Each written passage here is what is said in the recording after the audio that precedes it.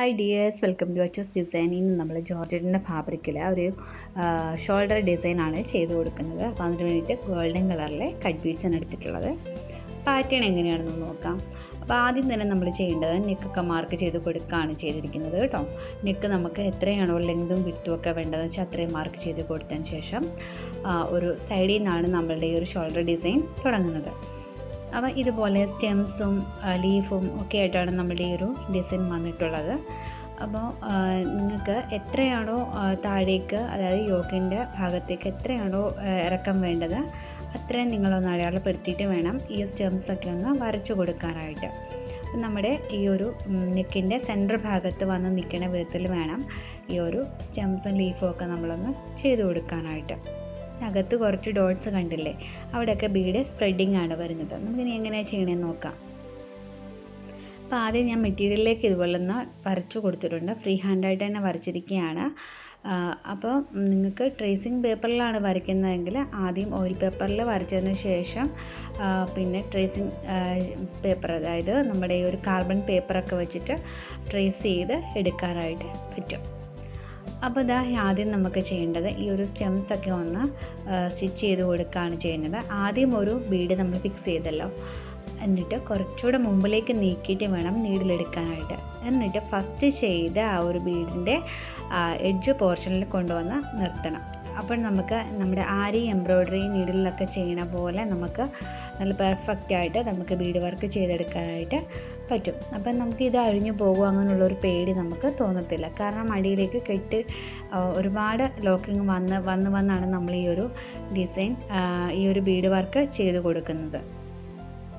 അപ്പം ഇതുപോലെ നമ്മുടെ ഈ ഒരു സ്റ്റെംസിൻ്റെ ഭാഗത്തൊക്കെ നമുക്ക് ഈ ഒരു ബീഡ് വർക്ക് ചെയ്ത് കൊടുക്കാം. വളരെ സിമ്പിളായിട്ട് ചെയ്യാവുന്ന ഒരു ബ്യൂട്ടിഫുൾ ആയിട്ടുള്ളൊരു ഡിസൈനാണ് കേട്ടോ ഇത് നമുക്ക് പല കളറിൽ മെറ്റീരിയലിൽ ജോർജറ്റിൻ്റെ പല കളറിൽ നമുക്ക് ചെയ്തെടുക്കാം. അതുപോലെ ജോർജറ്റ് തന്നെ വേണമെന്നില്ല, ക്രോക്കോട്ടിൻ്റെ ഫാബ്രിക്കിലോ സ്ലബ് സിൽക്കിൻ്റെ ഫാബ്രിക്കിലോ ഏത് ഫാബ്രിക്കിൽ വേണമെങ്കിലും നമുക്ക് ചെയ്തെടുക്കാനായിട്ട് പറ്റും. ഗോൾഡൻ ബീഡ്സ് തന്നെ വേണമെന്നുമില്ല, ഏത് കളർ ബീഡ്സ് ആണെങ്കിലും നമുക്ക് യൂസ് ചെയ്യാം. കട്ട് ബീഡ്സോ റൗണ്ട് ബീഡ്സോ ഏത് വേണമെങ്കിലും നമുക്ക് യൂസ് ചെയ്യാനായിട്ട് പറ്റും. അപ്പോൾ ഈ ഒരു മെത്തേഡിൽ നമുക്ക് ചെയ്തു പോയാൽ മാത്രം മതിയാകും. അപ്പോൾ ഏത് കളർ വേണമെങ്കിലും നിങ്ങൾക്ക് ചൂസ് ചെയ്യാം. അപ്പോൾ ഇതുപോലെ നമ്മളുടെ ഈ ഒരു സ്റ്റെമ്മുള്ള ഭാഗത്തൊക്കെ നമുക്ക് ഇതുപോലെ കട്ട് ബീഡ്സ് ഫിക്സ് ചെയ്ത് നമുക്കിതുപോലെ കൊടുക്കണം. അതിന് ശേഷമാണ് നമ്മൾ ലീഫൊക്കെ നമ്മൾ ചെയ്ത് കൊടുക്കുന്നത്. ഇനി നമുക്ക് ലീഫ് ഒന്ന് ചെയ്ത് നോക്കാം. ലീഫ് ചെയ്യാനായിട്ട് ഞാനൊരു 3 ബീഡ്സ് ആദ്യം ഒന്ന് എടുത്തിട്ട് സൈഡിലേക്കൊന്ന് നീഡിൽ കുത്തി കൊടുക്കുന്നുണ്ട്. അപ്പോൾ വീണ്ടും കുറച്ച് മുൻപിലേക്ക്, അതായത് മുകളിലേക്ക് നീക്കി ത്രെഡ് എടുത്തിട്ട് ഒരു 4 ബീഡ്, നമ്മൾ ഫസ്റ്റ് ഒരു 3 ബീഡാണ് എടുത്തത്, അത് അടുത്തെടുക്കുമ്പോൾ ഒരു 4 ബീഡ് എടുക്കുക. ഇനി അടുത്തെടുക്കുമ്പോൾ ഒരു 5 ബീഡ്സ് എടുക്കുക. അപ്പോൾ അങ്ങനെയാണ് ലീഫിൻ്റെ ആ ഒരു ഡിസൈൻ നമുക്ക് കിട്ടുന്നത്. അപ്പോൾ ഇതുപോലെ ബാക്കിയുള്ള ലീഫും കൂടെ നമുക്കൊന്ന് ചെയ്ത് കൊടുക്കണം. പിന്നെ ചെയ്യണമെന്ന് വെച്ചാൽ അതിനകത്ത് കുറേ സ്പ്രെഡിങ് പോലെ ബീഡ്സ് കണ്ടിരുന്നല്ലോ, അപ്പോൾ ആ ഒരു ഭാഗത്ത് ഇതുപോലെ ബീഡ് സ്പ്രെഡ് ചെയ്ത് നമ്മൾ കൊടുക്കുകയാണ് ചെയ്യുന്നത്. വളരെ എളുപ്പത്തിൽ ബിഗിനേഴ്സിന് വളരെ എളുപ്പത്തിൽ ചെയ്യാൻ പറ്റിയ ഒരു ഈസി ഡിസൈനാണ്. അപ്പോൾ ഇതെല്ലാവരും ഒന്ന് ട്രൈ ചെയ്ത് നോക്കണം.